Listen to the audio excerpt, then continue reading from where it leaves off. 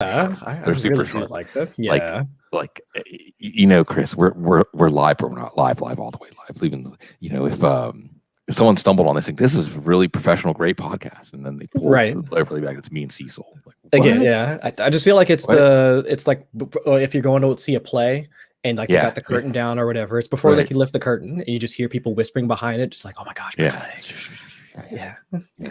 So the real quick story I was going to tell you before we went live is, so we still wanted to have our general contractor come out and just check everything in our house, including our roof, especially. Yeah. And we got up on our roof. He's like, "Your roof looks good. There's only one hole in your roof. It's a bullet hole." Oh my gosh! New Orleans, baby. New Orleans. Gotta love New Orleans. Yeah. We got a bullet hole. We got a bullet hole. Let's go live. Oh no, hold on. We're gonna actually go live. Sigmund Bloom, Chris Allen, and hopefully we'll be joined by Dr. Jene Bramel, Matt Waldman on assignment. And it's been a more interesting Thursday night game than we thought, Chris. Let's get a game update before we do the second half of the show in the first half. Right. And we thought that this game was going to be fairly straightforward in terms of the two teams coming into it. You've got the Houston Texans, who's been sapped of whatever excitement that we thought they were going to have with having to switch from Tyrod Taylor to Davis Mills. And we get all the rest of the Panthers that we love. We get like Christian McCaffrey. We'll talk about him in a second. But Sam Darnold looking good in his first couple of games. DJ Moore, Robbie Anderson, so on and so forth. And now we're sitting here at 7-6. Yeah, and we have seen very little offensive production from either side. I've seen a couple of polls on Twitter talking about like who the favorite quarterback is for the second half, and folks are voting for Davis Mills after their quick touchdown, like towards the back end of the second half. So I don't know. I know like everybody that's rostering Christian McCaffrey, they're probably wondering like, what's the prognosis? They need Dr. Jene. They need Dr. Jene. But I mean, hopefully we'll see him in a little bit. He can give everybody his 2 cents on where we're at. But so far, I mean, we thought the game was going to be exciting, but just without that punch that we're expecting from the Panthers, we're not getting it. Yeah. Locating, because again, at this time of year, Chris, we're always recalibrating, right? We're taking each new data point and it recontextualizes what we've seen before. It changes what we've seen before. And of course, Carolina came out, and as they brought up during the broadcast, only 1 of 4 in the red zone against the Jets, 2 or 3 last week against the Saints, a tougher defense. Not exactly a prolific offense, even though they are 2-0, and Sam Darnold has looked pretty good. The post-Gase effect, if you will. But in this game, well, here's what has stood out to me. We don't usually get to do this and dive right into the game, but let's dive into the game, because first and foremost, you know what stands out to me first and foremost, Chris? David Culley has his guys playing. That's true. He has his guys playing hard. This isn't a team that is playing above its head, okay? And the little things, tackling, intensity, it's there. The secondary is a mess. They don't have Justin Reed tonight. The secondary is a mess. If they don't get pressure on the quarterback, then there's going to be a completion to DJ Moore, right? That's another thing that stands out. DJ Moore is the whole passing game for the Panthers, especially with Christian McCaffrey out with that hamstring issue. And with Darnold, what you're seeing is, when it's easy and it's there to DJ Moore, it's there. But otherwise, same as always, good outside the pocket, at his best maybe when he's improvising or on the move, but in the pocket, just lacking those instincts, lacking that pocket presence. A couple of times, has fumbled twice already. They haven't lost the fumbles, but Darnold has not shown. I mean, where this starts to come in play, Chris, is when you're playing, the Rams, when you're playing San Francisco, when you're playing the better teams in the NFC, that's when this is going to become an issue. McCaffrey was looking fantastic before his injury. On the Houston side, Davis Mills doesn't look overwhelmed. He doesn't look like the game is too big for him. He's got that live arm. He looks like he's seeing the field, processing the field at a good processor speed, making accurate throws, and he just doesn't have a lot to work with. But as you said, he drove them down the field. The defense made enough timely plays, and they drove them down the field. 7-6 former kicker for the Panthers, Joey Sly, missing the extra point. Revenge game. Right? It's a strangely competitive game because in Carolina's defense, at least on that 2-minute drill, that's when everything came alive for Davis Mills, which again makes me wonder, why don't coaches try this more no huddle? If you find a comfort zone for quarterback, it sure looked like Davis Mills' comfort zone was in that 2-minute drill. But the Panthers defense, we're wondering, is this a shutdown defense? I haven't necessarily seen signs that it is. The Houston's defense has, they're getting as much out of what they have on the field as they can. So we'll continue to watch this one unfold. But absolutely, Christian McCaffrey getting hurt, taking the wind out of the sails of the Panthers. They were down in the red zone when it happened. And then this team, you wanted to see them do what good teams do against bad teams and soundly dismiss them. And if Christian McCaffrey is the difference between them being able to do that and not, then they may not be a good team, even though they beat the Saints. And we'll see the Saints this weekend and whether they're a good team. The overlay, I'm going to do a shout out here to Julia Bryant. Yes, one of those Bryants who does a fantastic job. Week 3 worries. I put Jonathan Taylor as the poster child. I don't think we're going to see Carson Wentz. We're going to get into this stuff in the second half of the show, hopefully with Dr. Gene. I don't think we're going to see Carson Wentz. How much does it's a running back? What's so funny, Chris? We could say, are you reluctant to play this running back? Well, look at your running back group. I mean, you're happy to play anybody who's going to get 15 touches on Sunday. Right. Yeah. Putting that aside, how much of your enthusiasm is dampened for Jonathan Taylor if Carson Wentz isn't going to be out there? Quite a bit, to be quite honest. And I know that for the running back position, we normally ascribe the volume is king with running backs. If they're going to be getting 15, 16, 17 touches, if they're involved in the passing game, I mean, that's really all that we typically want from a profile perspective. And then we're just like, yep, go ahead and throw them out there and they should be good. But if we're looking at the Indianapolis situation as a whole, yeah, I get the fact that I think the only saving grace is the fact that they're playing against Tennessee, who has, I mean, they've been pretty much run over. I mean, Chris Carson got like two scores against them last week. And then who did they play in in week 1 or no, actually last week. So we've seen other running games actually find some success. And so that's what I would ascribe as being, okay, maybe that's a good situation for him, because otherwise, what are we thinking about in terms of this entire offense? We've seen flashes of Michael Pittman now becoming the wide receiver 1 for that offense that we expected it to. Zach Pascal has become a threat in the red zone for us. But otherwise, it's just, where's that production coming from? How can we really project that team to actually have the offensive production as a whole in order for Jonathan Taylor to even have a piece of it large enough for us to want to roster him on a weekly basis and put him in our starting lineup? So I get the concern. I mean, I do see that at least the positive note, for Jonathan Taylor so far, is that at the very least, he is getting those requisite touches. 15 carries last week, 17 the week beforehand, if I'm remembering correctly, still involved in the passing game. So even despite the fact that they've been behind, despite the fact that they've been losing and having to switch quarterbacks from Carson Wentz to Eason, it's not like they're completely switching their running back, the running back schedule, and actually using Nyheim Hines more. Because I know that was what a lot of folks had thought, that if they're going to need to go into a hurry up type offense, if they're falling behind, game script winds up favoring a guy like Nyheim Hines. And that hasn't been the case so far. So if that continues to be the case for Jonathan Taylor, and he is still going to be involved in the passing game, regardless of what the score is, then yes, at least from an opportunity standpoint, Jonathan Taylor, he at least still profiles as a running back that you would want to have in your starting lineup. But it's just, if you look at that team from an offensive production standpoint, well, how much of that pie do you really want? Do you really want part of a team that's only going to put up, let's say, I don't know, maybe 200 total offensive yards in a game in total? That's where it just, you're having to project what is the outlook for the entire Colts offense. And then if you're not as up on that offense to begin with, then yeah, it might be time to take a step back. But for right now, at least I think Taylor looks okay. Taylor looks fine, basically. It was the blocking. Mike Wright from Fantasy Footballers was on the couch this week, and he talked about how in some ways it was vindicating to see Jonathan Taylor get stuffed at the goal line repeatedly, because he was a Clyde Edwards-Helaire truther, and he saw that week 1 last year. He's sometimes it is the blocking. Sometimes it doesn't matter how big the running back is. Yeah. But you laid it out well, Chris. I mean, the Colts are going to try to shorten this game. I think they want to try to grind out long drives. There's talking about some Brett Hundley and some Jacob Eason. I'm assuming Hundley is a runner, or Hundley is a quarterback that forces the defense to play 11 on 11. Titans defense is not good. Okay. However, whenever it's the Colts without Carson Wentz, then they're not going to be difficult to stop. And I would think that you would put 8 in the box. And you would say, okay, Jacob Eason, Brett Hundley, can you pass? Can you actually pass downfield? Because we're going to take away Jonathan Taylor and we're going to see what you can do. And I just don't think the Colts offensive line of Jonathan Taylor is that good for them to be able to be productive.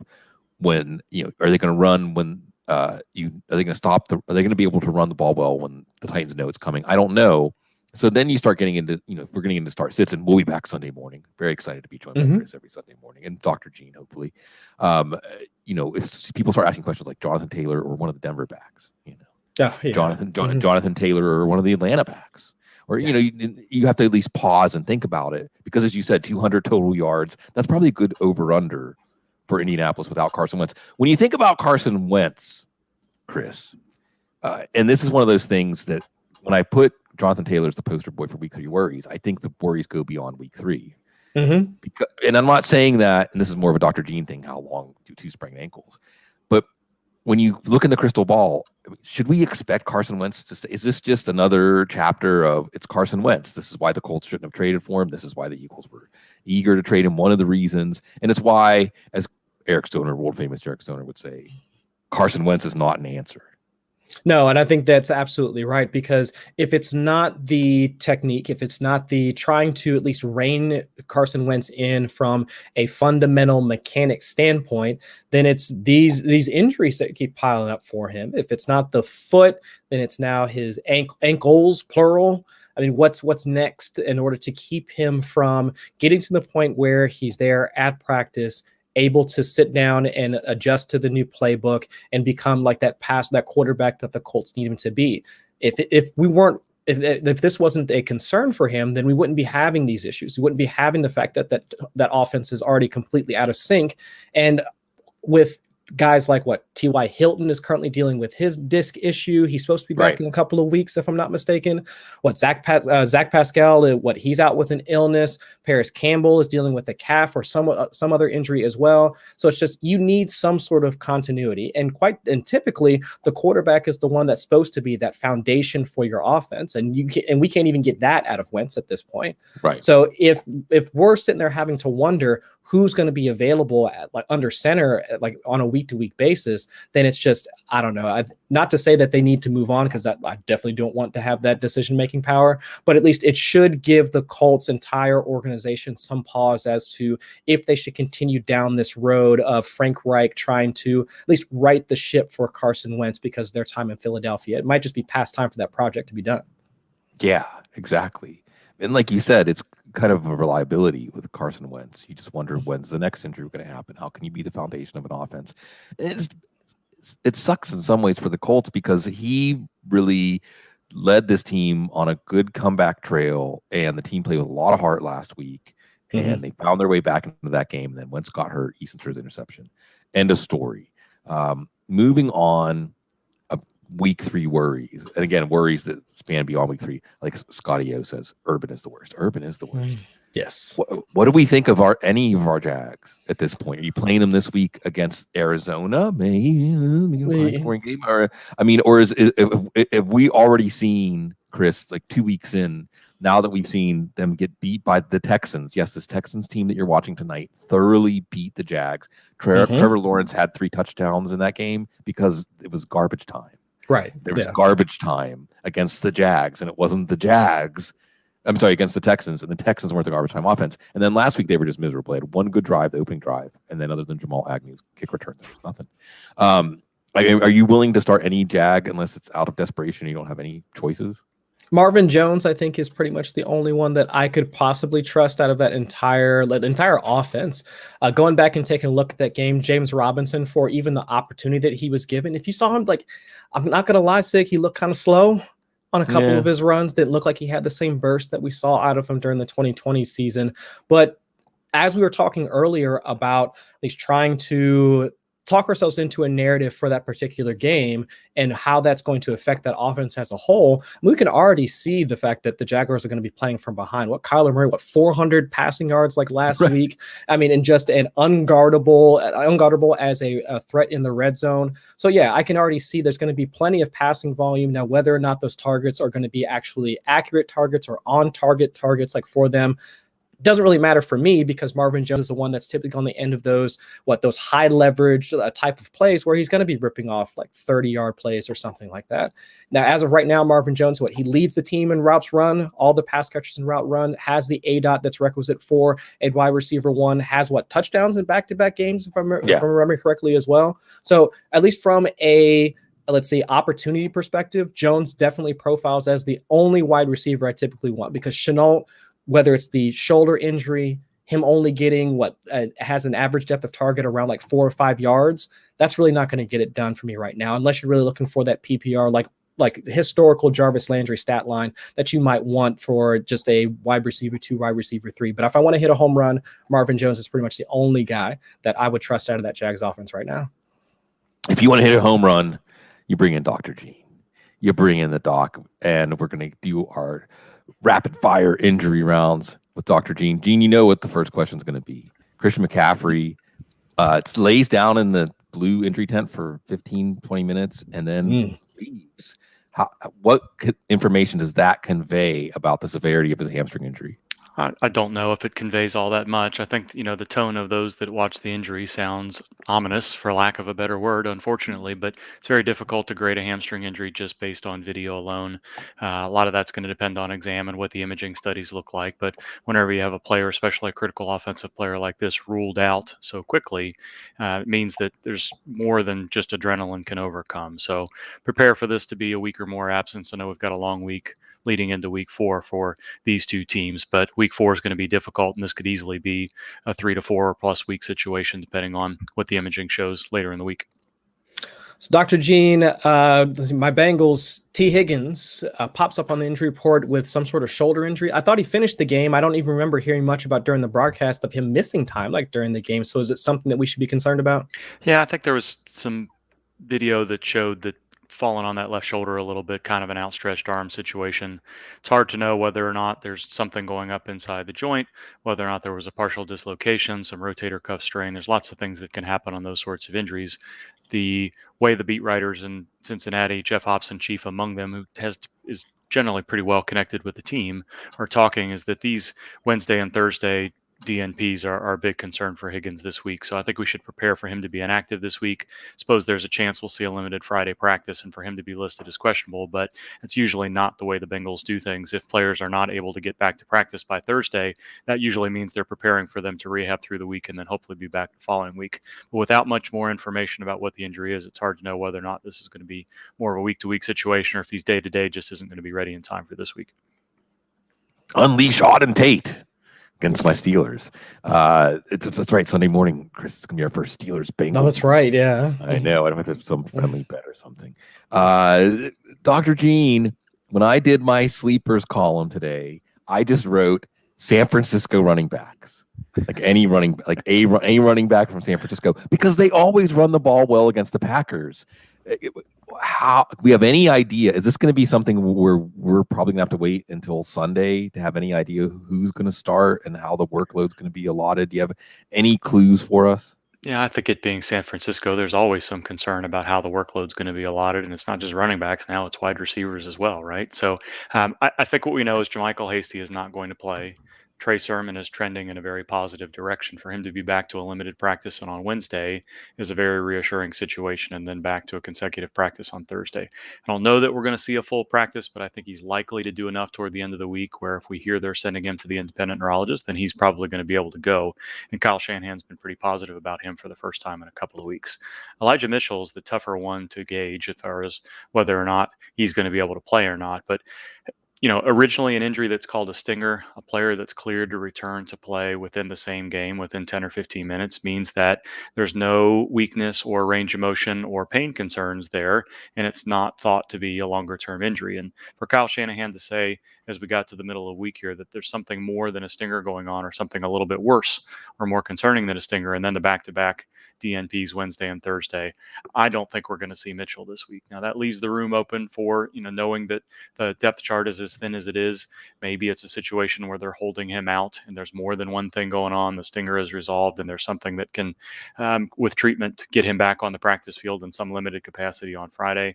But that's not really what the tone of the beat writers suggests this week. We're getting a lot of good information from lots of beat writers, and I'm preparing for Mitchell to be out this week, but open to the possibility that we might get a little bit of a surprising limited practice and game time decision type situation going into the weekend. But I think this is going to be Sermon, Trenton Cannon, maybe. I mean, there's lots of other things that make them up here. Yeah, exactly. Yeah. Speaking of Bengals in the practice squad there, but I think right now it looks like Sermon is more likely to play than Mitchell, and Hasty's going to be out for a period of time. So we'll stick with that same, not with that same game, but the game we were talking about previously with the Bengals and the Steelers. Ben Roethlisberger, pec issue. I know that we came into the season thinking that he was already having less zip on the ball, let's say, just to put it kindly. Now with this pec injury, I mean, should we have concerns about him playing this week, or what's even the outlook for the rest of the season for Ben Roethlisberger? I never have much concern about Roethlisberger playing. He's dragged himself onto the field with worse injuries than this. A muscle strain is not going to be a comfortable thing for him to play through, especially since the offensive line has not been keeping him as upright as they have in the past. And if it's possible, he's even less mobile this year than he has in the past couple of years has been. So I think you hit on the correct question to be asking is, does he have the velocity to get the ball to downfield? Is that going to be an issue? And I think it very well could be. We're just not going to know with Roethlisberger. He's going to try to play. How much he's going to be able to do, I don't know that we're going to know with any certainty until we see him out there. Now, if he's really limited in practice and the Steelers don't have very good things to say about him before and after practice on Friday, then I think the level of concern gets raised a little bit. But I don't think they're preparing to play with their backup quarterback in mind. This is what's happening. Ben Roethlisberger is telling everyone how much it hurts so that he has an excuse if things go wrong. He's going to throw an interception, and then you're going to see him go, oh, yeah, that one was because of my pec hurt. That's why I threw that interception. Well, Matt Canada maybe run this play. So. Yeah, exactly. Oh, man. Good old Ben. Yeah. Good old Ben. Let's just stay with the Steelers. Gene, Diontae Johnson, good, but let's not confuse that with great. I think Mike Tomlin said, not going to see him on Sunday.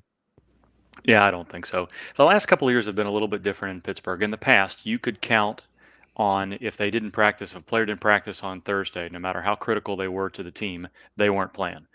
That has not been the case over the last couple of years. We saw it with James Conner a little bit. We've seen it with Roethlisberger. We saw it with Juju Smith-Schuster multiple times in the past couple of years. So that does leave open the possibility for Johnson to be able to practice on Friday. But, his Instagram post that said he was looking for a comeback, and it just doesn't sound like a player that's going to return in 1 week. And although we've got lots of reports that say that the injury isn't significant and it's not long-term, that just tells us that it wasn't a season-threatening situation and he's going to be back at some point. That did not mean that he was day-to-day. And the Steelers aren't really going to give us much information. So, yeah, another player where I think we're going to see him inactive this week, and then decisions about injured reserve and whether or not he's practicing on Tuesday, Wednesday, the following week is going to give us an indication of how long this is going to go. But, yeah, doubtful at best for this week. Dalvin Cook, ankles. I know that he spent some time actually down during the game just this past week, and now he's missed practice once, or I forget if he actually missed practice again today. But what's the outlook for Dalvin Cook ahead of week 3? Yeah, missed both practices so far this week. I think it's a high ankle sprain, but it wasn't one of those high ankle sprains where his foot was planted in the ground and his body was twisted back against itself in a particularly violent mechanism. He was kind of diving into the pile. His toe got kind of caught behind him a little bit and kind of, snapped back like a rubber band, but it wasn't a particularly violent mechanism. We don't put much stock into a player being able to recover and get back on the field the same day from those injuries. Sometimes adrenaline can allow them to finish a game, and swelling and stiffness oftentimes aren't a big issue until 24 to 48 hours after these high ankle sprains. But he was laboring after the game. There was some concern from the team about whether or not he'd be able to practice early in the week. I think the most positive sign for Cook, in addition to the fact that it didn't look like a high-grade injury on video, is that they cleared him to talk to the media on Wednesday, and he said he was good. Zimmer said he would play him if he was able to do so. You don't like the 2 DNPs in a row Alexander Madison is there, but he really never turned into, the bell cow we thought he might be when Cook has missed time in the past. So it's not like they have a super capable backup there that they feel like they could trust in certain situations. So I think that we're probably on the good side of questionable here for Cook. Aggravations are going to be a risk. Ineffective play is going to be a risk this week. So you'd like to see him do a limited practice and everybody feel very confident about him on Friday. But I think this is something that's going to go down to Saturday evening Schefter tweets and Sunday morning decision making before we're comfortable saying that he's going to be an 18-plus touch player. Doc, my fellow Steelers fan, Shylander, he's a fan of brevity. He just says, Darrell Henderson. Since I'm not a fan of brevity, I'm going to say let's go ahead and let's get a side of ribs. Let's get a side of ribs and throw DeAndre Hopkins and Amari Cooper in there too. Okay, so I don't think we're seeing Darrell Henderson. A rib cartilage injury for a running back just doesn't seem like something that he's likely to recover from. Maybe an injection in Kevlar padding, but too much movement, too much hits that's involved. Going to have to be a very positive Friday to think he's going to get anything more than just to play at all. DeAndre Hopkins, has he missed a game yet, ever? And even in Arizona, I mean, there have been times where he's not practiced at all and still played. Another rib situation, you don't like to hear that quite so much, but I don't think that's going to be a major issue for him. Again, a player that we're going to want to see what the Friday practice participation sounds like. Amari Cooper, we got to wait all the way till Monday. It didn't look like there was a lot of concern about him on the sideline during Sunday at the end of Sunday's game. The Cowboys have generally been optimistic about him as the week has gone on. I can't remember whether I saw he didn't practice or limited practice today. Do you guys remember if he was limited or not? Did he get any work in at all? I don't remember specifically, but we've got a couple of days here. I'm not sensing much concern in Dallas. Even if he didn't practice on Thursday, he's got plenty of time to recover. I think Hopkins and Cooper are likely to play, but I want to see particularly if there's any news from Bruce Arians about Hopkins going into the weekend. But I think Darrell Henderson's going to be out. What about Amari Cooper? Yeah, that's what I said. We're going to wait and see sort of what the practice participation reports look like a little bit. But I think I would lean towards him playing, but just like to hear a little bit more. Didn't see too much concern from the team this week. Oh, let's keep it in Ohio. Odell Beckham, is he back? Is he not going to be back? I don't know. Between the tweeting memes and all that, and him being at practice, I have no idea what to expect. That's exactly right. I have no problem saying I don't know when there's not much to know here. I don't know. Yeah, I don't know why the tone of confident I don't know. Yeah, I'm very confident in saying I don't know. And the reason is I have no idea why there was so much confidence in the offseason starting way back in April and May, where there didn't seem to be any concern from anyone at all at any point in training camp. And then, Kevin Stefanski starts to make a big deal about he's not taking contact yet, and we'll see how things go. And then he was ruled out pretty quickly after pregame warmups in week 1, and then ruled out on Wednesday. And now we're hearing this week that he's got a good chance to play. And then we're hearing we'll see. And now we're talking about spiritual whatever as part of his rehab instead. I don't know what's going on with Odell Beckham.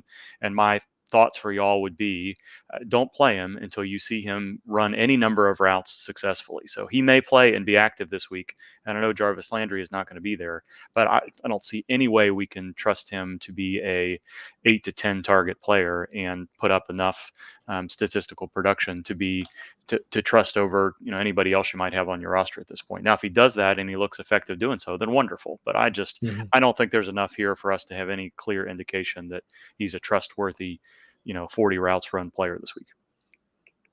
Yeah, I, as someone who has Odell Beckham on too many teams to mention, Gene, I will echo your confident I don't know. I can say that boldly. I can say boldly that there's nobody better at what Dr. Gene does than Dr. Gene, and that's, I'm not really even talking about fantasy football, but we're lucky that we get his expertise about fantasy football. Maybe we'll be able to get a few minutes Sunday morning, Gene. Yeah, I think my plan is to be with y'all Sunday morning as often as possible. Just we'll see how the days go and how the mornings go and so on and so forth. But yeah, send me the link for sure. Don't leave me hanging again. Yeah, I won't leave you hanging, and Dr. Gene never leaves you hanging. Yeah, hey, I don't ever want to impose, but Dr. Gene doesn't leave anybody hanging. This is a Football Guys subscriber. A good reason to subscribe to Football Guys. You get the injury rounds midweek Sundays, and it was a rough week for injuries, Gene. So I know you got a lot on your plate. Go ahead. Yeah, it was busy. The list got longer and longer. Lots of players, and it seems like there was an epidemic of rib injuries, and then our usual number of players struggling a little bit. It's unfortunate that we're kicking off this week with a Christian McCaffrey situation that looks like it's going to be a little bit longer term, but hopefully the rest of the week will be a little bit smoother than week 2 was. Yeah. Hey, injury gods, lighten up on Dr. Gene. Okay. Right. Yeah. Thanks as always, Doc. I'd be okay with that. All right. See you guys. Have a good week. See you. How lucky are we? How lucky are we to have the good doctor? Let's go to, they're playing some football, Chris. Let's go to a game update. So we've got Tommy Tremble with a rushing TD. Okay. So I guess after a stagnant end to the first half, Matt Rule and Joe Brady dig into their bag of tricks and scheme up a rushing TD for a tight end. Okay. All right. Sure. I guess, but honestly, doesn't that seem like the kind of thing that Matt Rule would do just to like spark his offense and just to get the guys like playing again? Because if it's not going to come through Sam Darnold, and like he's looking a little bit better in the second half, but either way, like in order to get this offense going, I think it does make some sense for him to call up something like that. But for folks that are either rostering Christian McCaffrey or just searching their waiver wire in order to block or to pick up whomever the backup's going to be, I don't know. Everybody said that it was going to be Chuba Hubbard, but I'm seeing Royce Freeman out there splitting some time with him as well. So I think that'll be an interesting conversation that we'll probably see strewn about the entire Twitter, our entire Twitterverse for the next few days, like before we wind up getting to waiver claim period. But it's interesting to see like Royce Freeman kind of, I don't know, bring back or like resurge like from a fantasy perspective, because I was thinking he might have some value, like even when he was in Denver. Yeah, whenever the Panthers claimed him, right? Yeah, that he didn't go through waivers. He wasn't just sitting out there. And the other thing is, Cecil always said that Freeman can play, just a confidence issue, honestly. Right. And changing organizations can sometimes straighten those things out. So we'll see if those plucky game Texans can hang in. It's keeping the game within a score, even without McCaffrey out there, is an E for effort kind of game for them. And you're right, maybe Rule did something to give a little shot of adrenaline, a jolt to this offense, because Christian McCaffrey, I'm remembering our 8-year-old Noah. You got to hang out with Noah. Oh yeah. My stepson, they won the Little League, the New Orleans Little League Championship, right? Oh, that's so cool. And back in the spring, it was awesome. We were my wife Kate and I, we were co-dugout parents, which was just a blast. And anyway, there was a kid, Nolan, who's just fantastic. He already looks like a major leaguer, like just the way his batting stance, the way he approaches it, he was the first baseman. You got to have a good first baseman if you're going to win. Oh yes, Little League. And it was always like, I would be, especially in the playoffs, when you get that parent like everything, like it's scarier than watching your favorite pro team. And if the ball was hit to Nolan, I would just relax. Like, oh, they hit it to Nolan, this is going to be an out. And that's like Christian McCaffrey in the Panthers offense, right? Like, McCaffrey, we're going to be in a good down distance. We're going to get a first down. He's going to make the best possible play that he can make. So you could understand if the Panthers offense was a bit discombobulated when he went out. So I like that thought. And we'll see. This is likely, I don't want to bloom them, but it's likely going to be a 3-0 Carolina Panthers team. They already have a win under their belt in the division against the Saints. And next week they get Dallas. A Dallas team, by the way, that could easily be 2-0 with road wins against Tampa and the Chargers. Yeah. So that'll be a very interesting test. Speaking of Dallas, I'll bring this up, Chris. Ezekiel Elliott is last week what you expect to see going forward. This is a split backfield. Or do you think it's not that simple? This could just be a one-game game plan. Basically, the question is, get out of Zeke before everybody truly realizes that he's kind of like part of a Melvin Gordon, Javonte Williams duo, maybe in a better offense, or get back in when people like me are asking questions like this. No, and I think the boring answer is it's probably somewhere in between. So I have to give a shout out to Derek Klassen on Twitter. What is Derek's QB Class? Yes, QB Class. QB Class with a K. KLASS. He actually wrote a wonderful piece for Football Outsiders that just dropped today, actually going through and kind of contextualizing that very situation. And Derek's answer to all of this is that they kind of need each other. but they need each other in the same way that it's almost like the Mark Ingram, Alvin Kamara situation from like a couple of years ago, where it's like you use one of the backs that can do some of that inside running between the tackles, like type of thing, using like some of the base concepts for that offense in order to set up some of those more explosive runs that you can do later. And that's what we saw with like Mark Ingram and Alvin Kamara, because we knew like where both of them were at in their respective careers. We knew like Mark Ingram, like while he was older, he could still do some of that, just that, hand in the dirt, like type of like interior running type of work that could wind up setting up some of those runs at Alvin Kamara, and also with him being used out of the backfield. Same situation now with Zeke and Pollard, where you can have a guy like Zeke doing those interior runs, and he can break a couple of them if he wants to. We saw him get out for an 18-yard scamper against the Chargers, which Tony Pollard, if he had done the same thing, might have gone like all the way to the house, but still Zeke does have a little bit of burst. But they ran the same plays, like using the same concepts, but it's just once you do that and the defense like winds up shifting and adjusting to it, you can see like one actually being able to succeed a bit more because they've seen the same concept earlier.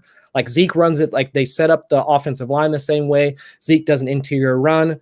They set up the line the same way later. Pollard does something on the outside and winds up escaping for like 10, 15 yards. So it's like they use one to set up the other.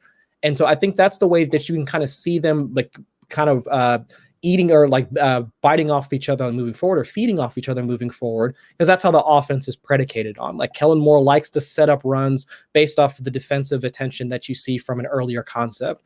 So while it might be kind of a boring way to kind of look at it, like where it's not just like one or the other, but I think they'll still at least be productive enough that Zeke he's not going to give you the high first round type of production that we wanted. He's probably never going to give you like the Derrick Henry like type stat lines that we saw on Sunday, but he should be viable enough from a running back perspective that he could probably muddle through and give you enough like RB1 back end RB1 numbers that he should be able to at least get you through the season. But it's Tony Pollard. I think he's the one that's going to have the most standalone value, which we expected coming into the season. So now if you were kind of contemplating him as a flex play, I think he should at least, at the very least, be considered as an RB2 starter from here on out, unless we see something different.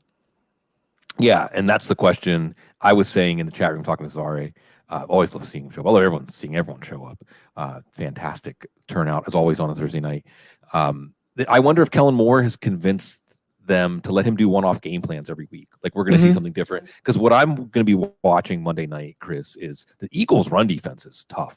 Yes. It is tough. They put the clamps on San Francisco last week, and they adjusted to Atlanta and really slowed them down as week one went on. So if they found something to exploit against the Chargers, who haven't been good against the run for a long time, if Kellen Moore's making a one-off game plan against Philadelphia, you have to think they're going to attack differently. Maybe Zeke's in more because he's a better pass blocker. Or, yes. We'll see. The same way, that's what they did with him for the Bucs. It was like you saw Zeke just getting hammered by like Vita Vea and like anybody else from the Bucs secondary. So, or the Bucs front line. So it's just like, I can understand like that game sets up very similarly to their first couple of weeks in terms of the type of defense that they're going to be facing. So I can see Zeke having similar usage. Yeah, and Zari brings up, he's on top of things, man. By the way, we've talked about Zari's work. He's fantastic. Look him up. Brandon Graham on IR. And also Josh Sweat got a big extension too. So that hockey line style they've had going for a while there with the Eagles. They've got depth, but Brandon Graham is a great player, great personality too. Someone saying, Jason, we don't have pot stoner degenerate Jason in the chat room. He would be saying, 94 people in the chat room. I don't know how many likes we have, but we need to have more. Hit the like button, subscribe, get notified so you can never miss a show. Like the show, comment on the show, and subscribe to our YouTube channel, folks, because that's what helps us grow the channel. That's what helps Footballguys. It helps us be able to continue to bring you content like this for free, all the great content on the Footballguys YouTube channel. And, we enjoy doing it. And certainly we love hearing that you enjoy it too. Okay, Chris, I'll just give you more of an open-ended question now, because again, the topic is week 3 worries. Who are you worried about? Who are you worried about? I say the Clyde Edwards-Helaire, he has to be the one that most folks are worried about. Well, I don't know if they're worried about him, because I know some folks were just avoiding him completely given his end of the second round, like early third round, like ADP, and just the way that things ended last season, we're really not seeing a ton of movement in terms of a significant shift in how Patrick Mahomes operates that offense. It just kind of comes together for a lot of folks to say that this is just not going to be an offense that's going to favor the running back. And we saw a lot of that like last year. And like, not to say that this wasn't what some folks like kind of predicted or expected, but at least my hope was that they'd be able to use CEH in a way that was going to be useful for that team. But Patrick Mahomes is just never going to be looking for a guy that's just within like 5 yards of him. Like, that's just not his game. That's not the way that his passing technique has been predicated on since he became the starter for the Chiefs. He's been taking those like downfield swings and just trying to manufacture as many touches to Travis Kelce, like 10 yards down the field, Tyreek Hill, like 20 yards down the field, even Demarcus Robinson, like last week, like catching one of those long touchdowns. So it's just not an offense that's been looking for the short dump off play to just help me get to the next down, like type of play. Patrick Mahomes is just, I'm looking to get 6 points like on this play alone, like right here, right now. So that's where CEH just kind of becomes like the forgotten man, like in that group. So even after what they trade for, they pick up Orlando Brown, they get their center back, and just all these things that kind of hinted at CEH having a larger part of that offense.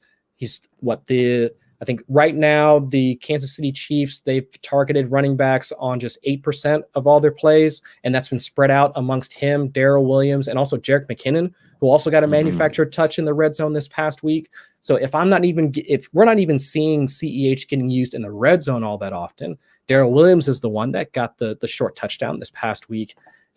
I'm worried about a guy that we all hoped with the first round draft capital being tied to a good offense. I mean, one of the best offenses in the league, one of the most productive offenses in the league, and he's still splitting time with Darrell Williams. We don't even know about if there's going to be some sort of doghouse narrative from him after losing the fumble against Baltimore. I think I'm worried about him moving forward, despite the fact that we all thought he was a good prospect coming out of college, but it just doesn't seem like it's going to align for him here in Kansas City. Yeah, lots of questions like, why did the Chiefs draft him? After all, it wasn't to use him in the passing game. It wasn't to get him out in space. He's not a between the tackles back. And you're right. The Chiefs offense just doesn't have much use for a safety valve. There's no safety. Patrick Mahomes doesn't believe in safety. No, so he'll pass into 3 defenders versus like checking it down to Clyde Edwards-Helaire. Yeah. So it's rough. And it's rough too, Chris, because I think you're right.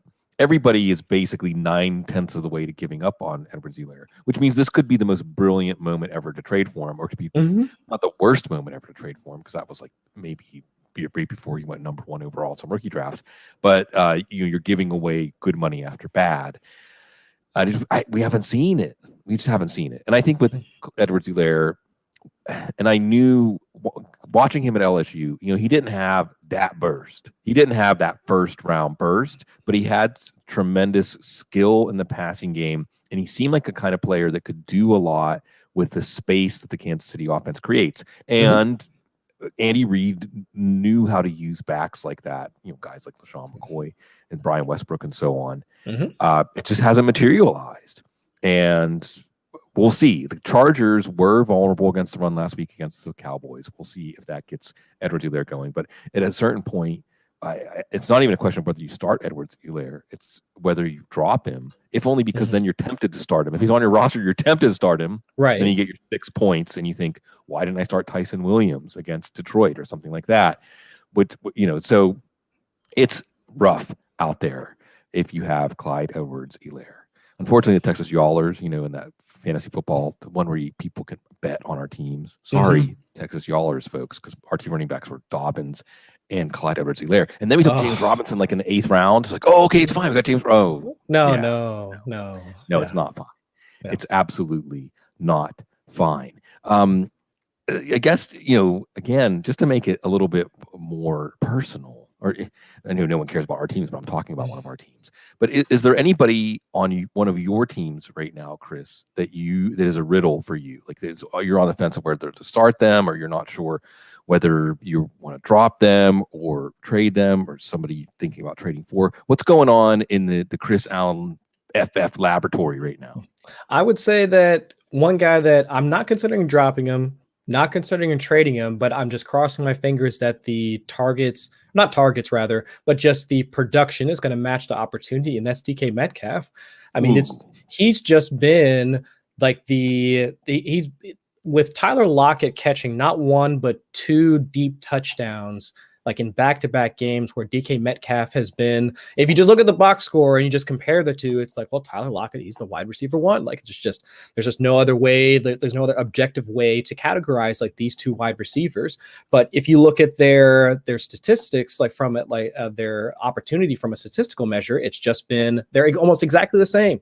Same number of targets, same number of routes run. It's just that Tyler Lockett's been the one to scoot free for those long touchdowns, and it's just been mind-boggling as a person like rostering Metcalf in multiple leagues, and it's just like, well, DK Metcalf could have done that. He could have been the one that that shoots right past a safety and like winds up going for a 60-yard touchdown.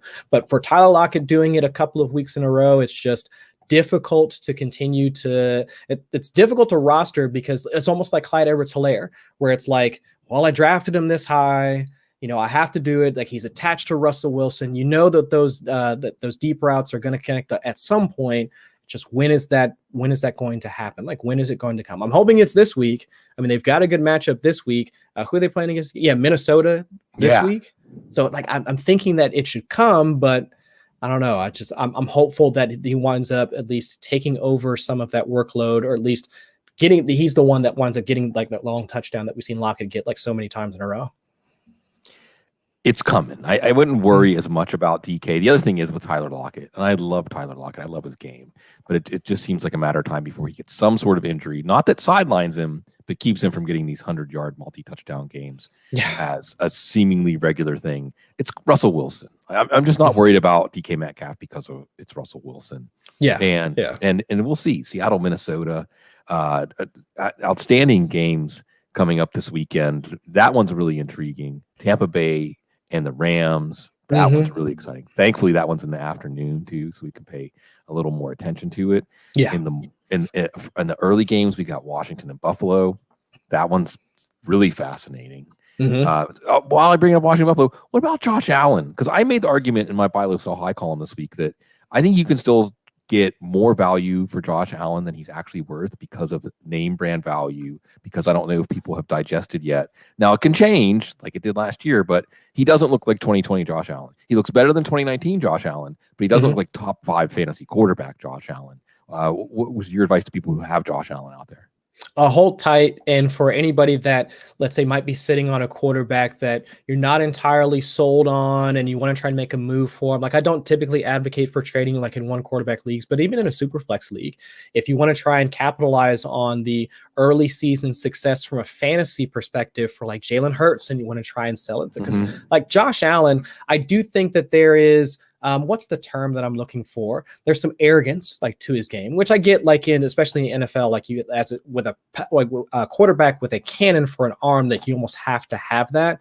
But for Josh Allen specifically, if we're looking at look at their offseason, right? They trade for, or they sign Emmanuel Sanders, who doesn't really play, like it doesn't get a ton of work like throughout the offseason. Stephon Diggs, he had that knee thing that kept him out for a little bit. Cole Beasley, like in and out of the news because he's arguing with folks on Twitter. So I mean, this is a team that was not completely focused, or that didn't have a ton of time together throughout the offseason to get their games together, not in sync. I mean, for lack of a better term. And so it really showed like over the past couple of weeks, especially in week 1, what Josh Allen had, that deep shot to Emmanuel Sanders, just overthrew him by, just maybe like a yard or two. Like they would typically connect, like either him or Diggs or him or essentially anybody else would almost like always connected with those types of passes last season. So it's just, I think it's more of they need to get into the groove. They need to get back into it. And looking at their upcoming schedule, I can see a ton of opportunity for them to do that. So they got Washington this week. Their secondary is, I would say, it's really nothing to be scared about. Houston the week after that, Kansas City. So that's going to be a good game. Tennessee, Jacksonville in week 9. Jets in week 10. So just their next 5 to 6 games are all matchups that from a passing perspective, you would want Josh Allen as your starting quarterback. And so I think that if it's not this week, I mean, the matchups he has like moving forward should be like one of like those games that should put him back into the QB1 conversation if he's not already, like for most folks. So I'd say like if you have a chance to buy low on a quarterback like Josh Allen, who still also has that rushing upside as well, go ahead and do it. Why not? Yeah, you're so smart to look ahead at the schedule. And I think a lot of buy low, sell highs, if we have confidence in the player, we can just resolve it by saying, what's the schedule? I mean, it was the Steelers, and then Miami's defense is not a pushover in the secondary, not exactly easy to make big shots downfield on Xavier Howard and Byron Jones. Almost winding up here. Remember, we're going to reprise this trio on Sunday morning, folks, at 10 a.m. Eastern. So come back and join us. Just get excited because it's a football Sunday. Last worry, I'm going to go back to Shylander, who wasn't quite as concise, but almost worried at all about Kamara. Worried at all. I don't think the question isn't how. It isn't, are we worried? How worried are we about him and Kamara and this whole offense? I mean, I don't say I'm worried about Kamara. I am worried about that entire offense because outside of Kamara, if I'm a defensive coordinator planning against the New Orleans Saints, like who are you scheming against? Yeah. Other than Alvin Kamara. That's it. And it's Belichick this weekend, who's the king of taking away whatever you like to do. Right. So it's just Marquez Callaway, like who was like the preseason. Right. I mean, the preseason darling that everybody was just opening fab for, like almost right out of the gate in order to pick him up with 3 catches on the season, like so far. I mean, it hasn't been Deontay Harris. The trio or the duo of Juwan Johnson and Adam Troutman. I mean, they haven't really been getting done. They've been asked more to block.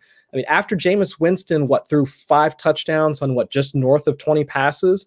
I mean, that was if anything, that should have been an aberration in week 1. And now we get the exact opposite performance for him in week 2. So I don't know what to do with that entire offense. It's difficult to figure out, well, who is the real New Orleans Saints offense? Like, who is this team? Like, what is their identity? And trying to figure that out has just been like an absolute riddle for me. So while I'm not concerned about Kamara, I'm concerned about like what Sean Payton wants for this entire offense. Like what type of plays, like what are their tendencies going to look like moving forward? And I don't even think against Bill Belichick really get a good look at what they're going to do because we know how much Bill Belichick puts into scheming away like their best players. So it's just I'm still starting Kamara, absolutely, but not expecting much like for the next couple of weeks.